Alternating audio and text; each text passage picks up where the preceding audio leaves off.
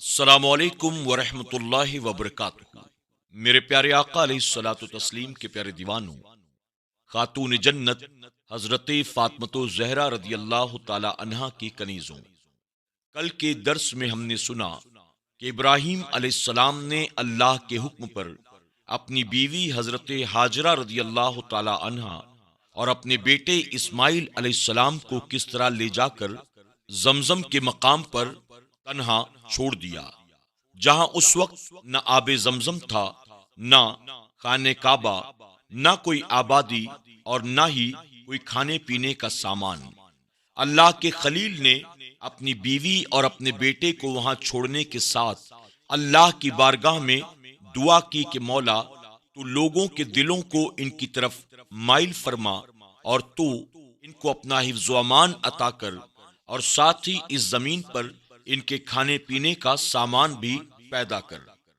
اللہ رب العزت نے اپنے خلیل ابراہیم علیہ السلام کی دعا کو قبول فرمایا، اور وہ مقام جہاں حضرت ہاجرہ اور حضرت اسماعیل علیہ السلام تھے، وہاں زمزم کا چشمہ بھی پیدا ہوا اور آبادی بھی بس گئی۔ پھر اللہ رب العزت نے ابراہیم علیہ السلام کا امتحان لیا اور انہیں اپنے بیٹے اسماعیل علیہ السلام کو ذبح کرنے کا حکم دیا۔ اب آگے 3 دن ابراہیم علیہ السلام کا خواب دیکھنا۔ ماہ ذی الحجہ کے 7 دن گزر جانے کے بعد رات کو خواب دیکھا۔ کوئی کہنے والا کہہ رہا ہے، بے شک اللہ تعالی تمہیں بیٹا ذبح کرنے کا حکم دیتا ہے۔ آپ نے صبح اس پر تفکر کیا اور کچھ تردد میں رہے کہ کیا یہ اللہ کا ہی حکم ہے یا خواب فقط خیال تو نہیں۔ اسی وجہ سے 8 ذی الحجہ کا نام یوم الترویہ یعنی سوچ بچار والا دن رکھا گیا۔ 8 تاریخ کا دن گزر جانے پر رات پھر خواب دیکھا۔ صبح یقین کر لیا کہ یہ اللہ تعالی کی طرف سے حکم ہے، اس لیے 9 ذی الحجہ کو یوم عرفہ یعنی پہچاننے کا دن کہا جاتا ہے۔ اس کے بعد آنے والی رات کو پھر خواب دیکھنے پر صبح اس پر عمل کرنے کا پکا ارادہ کر لینے پر 10 ذی الحجہ کو یوم النحر یعنی ذبح کرنے کا دن کہا جاتا ہے۔ صرف خواب دیکھنے سے ذبح پر عمل کیوں؟ بے شک اللہ تعالی نے انبیاء اکرام کے خوابوں کو حق بنایا، یعنی ان کے خواب سچے ہوتے ہیں۔ ان کو اپنے خوابوں پر عمل کرنا لازم ہے۔ انبیاء اکرام کے خواب کی 3 قسمیں۔ پہلی، جو خواب دیکھا جائے وہ اسی طرح واقع ہو جیسے ہمارے نبی کریم صلی اللہ علیہ وسلم نے مدینہ طیبہ میں خواب دیکھا کہ آپ اپنے صحابہ اکرام کو ساتھ لے کر مکہ مکرمہ تشریف لے گئے، اور اصحاب نے سر منڈوائے اور بعض نے بال کٹوائے۔ آپ کا یہ خواب 1 سال بعد اسی طرح سچا ہوا جیسا کہ آپ نے دیکھا تھا۔ بے شک اللہ نے سچ کر دکھایا اپنے رسول کا سچا خواب۔ بے شک تم ضرور مسجد حرام میں داخل ہوں گے، اگر اللہ چاہے امن و امان سے اپنے سروں کے بال منڈوائیں یا ترشوائیں بے خوف۔ دوسری قسم، خواب میں صرف امتحان ہو، اس کا وقوع مقصود نہ ہو، جیسے حضرت ابراہیم علیہ السلام نے خواب میں بیٹے کو ذبح کرتے ہوئے دیکھا۔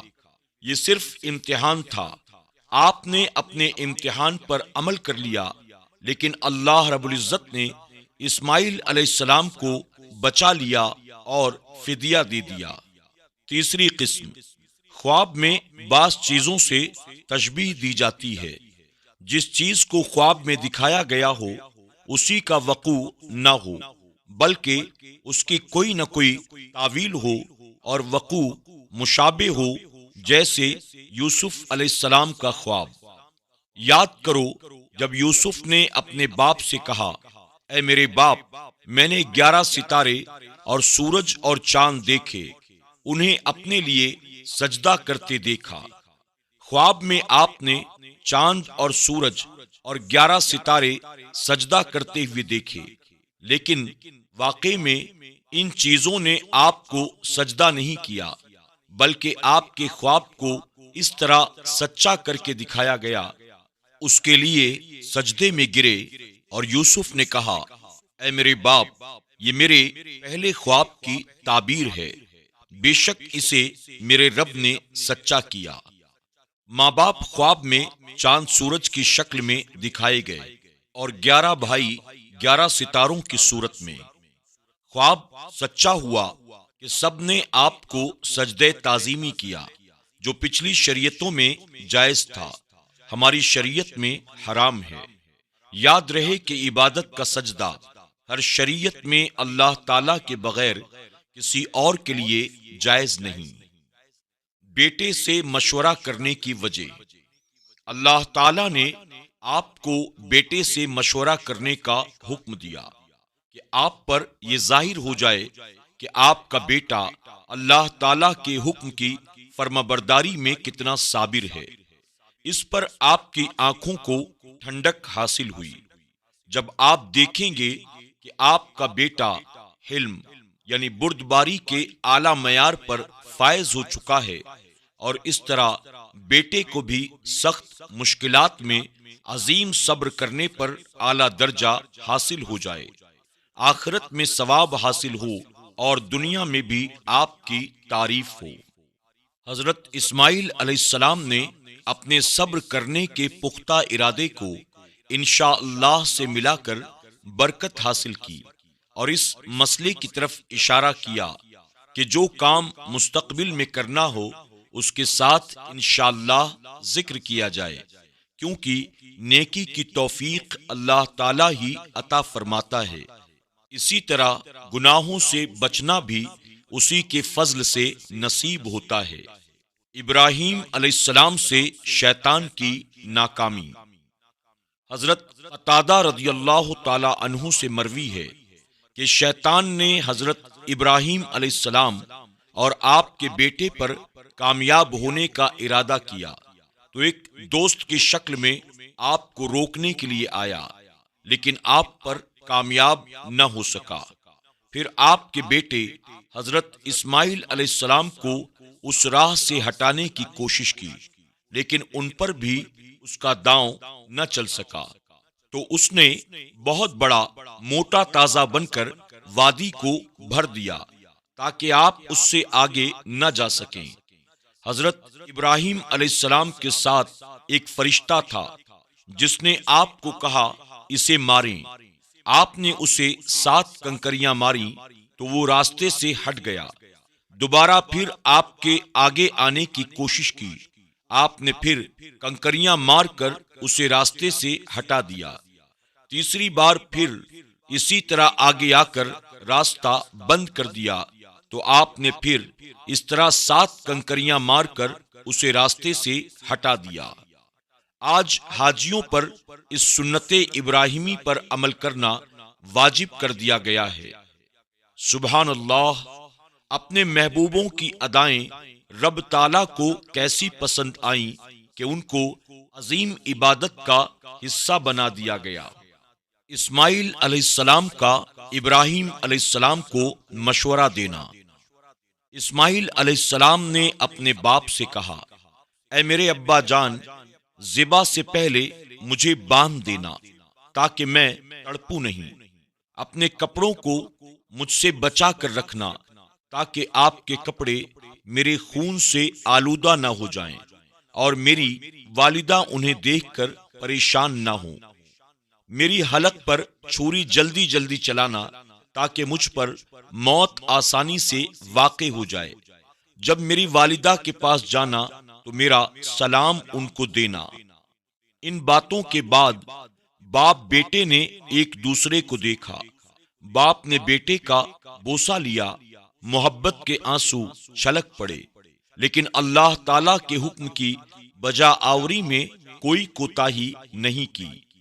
تو جب ان دونوں نے ہمارے حکم پر گردن رکھی اور باپ نے بیٹے کو ماتھے کے بل لٹایا، ماتھے کے بل لٹانے میں بھی اسماعیل علیہ السلام کا ہی مشورہ تھا کہ کہیں آپ محبت پیدری کی وجہ سے چھری چلانے میں معمولی سی کوتاہی نہ کر دیں، اور ہم نے اسے ندا فرمائی، اے ابراہیم، بے شک تو نے خواب سچ کر دکھایا، ہم ایسا ہی صلہ دیتے ہیں نیکوں کو۔ بے شک یہ واضح امتحان تھا، اور ہم نے ایک بڑا ذبیحہ دے کر اسے بچا لیا، اور ہم نے پچھلوں میں اس کی تعریف باقی رکھی۔ چھری چلانے سے پہلے ہی آپ کو کہہ دیا گیا کہ آپ نے اپنے خواب کو سچ کر دیا کہ آپ نے چھری چلا دی تھی، تو جبرائیل امین نے آ کر اس کا رخ بدل دیا تھا۔ اللہ تعالی کی طرف سے ایک موٹا تازہ سینگوں والا سفید سیاہی مائل دمبا حضرت اسماعیل علیہ السلام کا فدیہ دے دیا گیا، اور آپ کو ذبح سے بچا کر بھی ذبح ہو جانے کا اجر و ثواب عطا کیا گیا، اور قیامت تک آپ کو ذبیح اللہ یعنی اللہ کی رضا کے لیے ذبح ہونے والے کے لقب سے نواز دیا گیا۔ جبرائیل علیہ السلام جب فدیہ لے کر آئے تو خیال کیا کہ ابراہیم علیہ السلام کہیں جلدی نہ کر دیں، تو آپ نے پڑھا، اللہ اکبر، اللہ اکبر۔ حضرت ابراہیم علیہ السلام نے جب آسمانوں کی طرف سر اٹھایا تو دیکھا کہ جبرائیل علیہ السلام فدیہ لا رہے ہیں، تو پڑھا، لا الہ الا اللہ واللہ اکبر۔ جب حضرت اسماعیل ذبیح اللہ علیہ السلام نے سنا تو آپ نے پڑھا، اللہ اکبر وللہ الحمد۔ ان تینوں حضرات کے مجموعی کلام کو تکبیرات تشریق کی صورت میں تا قیامت نمازیوں پر ذی الحجہ کی 9 تاریخ کی نماز فجر سے لے کر 13 تاریخ کی نماز عصر تک واجب کر دیا گیا، تاکہ یہ یادگار قائم رہے۔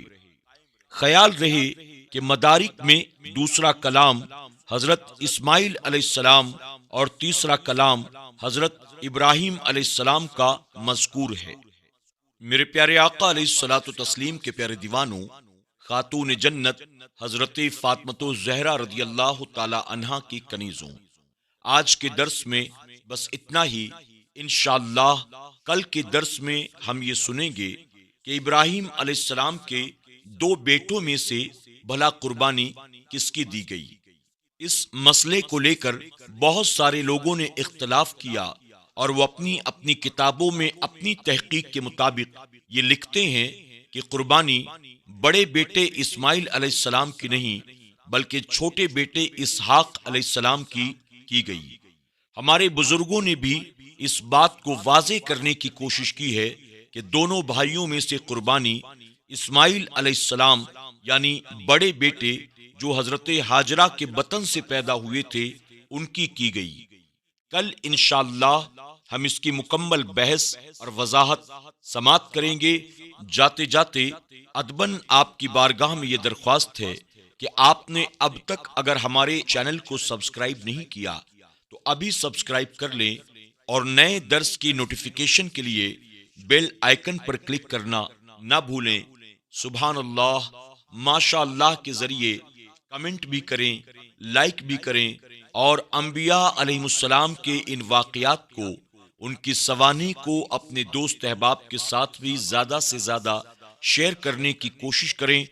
اللہ رب العزت کی بارگاہ میں دعا ہے کہ اللہ تبارک و تعالی ہم سب کو اس کار خیر کا حصہ بنائے، اور اسے زیادہ سے زیادہ لوگوں تک پہنچانے کی ہمیں توفیق عطا کرے۔ انشاءاللہ زندگی رہی تو کل پھر آپ کی خدمت میں حاضر ہوں گے۔ تب تک کے لیے ہمیں اجازت دیں، اپنا خیال رکھیں اور اپنی دعاؤں میں یاد رکھیں۔ السلام علیکم ورحمۃ اللہ وبرکاتہ۔